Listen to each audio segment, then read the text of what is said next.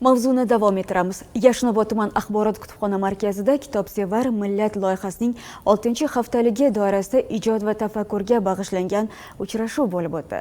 Rayhonli bola Yoxud Beruniyning bolaligi kitobi taqdimoti tafsilotlari hozirgi lavhamizda.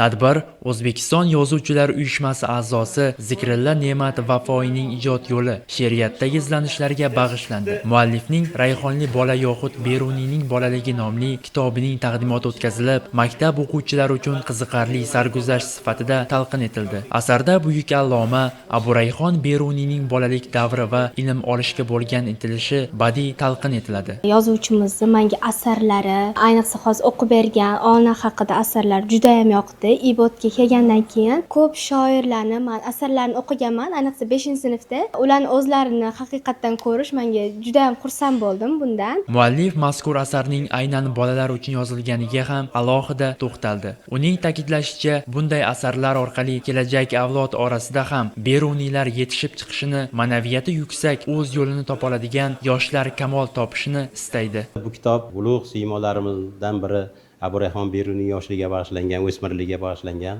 Muhtaram prezidentimiz buyuklarimizning siymosini yaratish bo'yicha topshiriq bergandilar. Chunki bizning o'sha bobolarimiz Ibn Sino, Hazrat Navoiy, Abu Ali ibn Sino, Beruniy, Mirzo Ulug'bek, Amir Temur bular yoshligida qanaqa bo'lgan, buni bolalarimiz, farzandlarimiz bilsa, kelajakda ular mana shulardan fazilatlardan ibrat olib o'zini hayotini bir hayot yo'lini quradi degan ma'noda buyuklar siymosini yaratish to'g'risida bir topshiriq bergandilar. Topshiriq asosan meni zimmamga Beruniy bobomizning yoshligini yozish, o'smirligini yozish vazifasi topshirilgan. Rayhonli bola Yoxud Beruniyning yoshligi kitobi shundan tug'ilgan. Rayhonli bola deganimiz Abu Rayhon Beruniy bobomiz o'sha biz ekadigan rayhon gulini yaxshi ko'rib, doim yo qo'lida olib yurar ekan yoki chakkasida taqib yurib, shunda ustozi Ibn Mansur sen rayhonli bola ekansan-ku, doim qo'lingda rayhon, chakkangda rayhon yurasan deb, shu bilan bir Abu Rayhon Beruniy taxallusi ham shundan kelib chiqqan. Zikrilla she'rqilla ijodkor. U o'sha Alisher Navoiy Boburlarni o'qib, g'azal janrini yaxshi o'zlashtirib, devonlar tuzgan shoirlarimizdan barmoq maznida juda ko'plab she'rlar yozib, matbuotda juda ko'p kitoblari nashr etilib turibdi.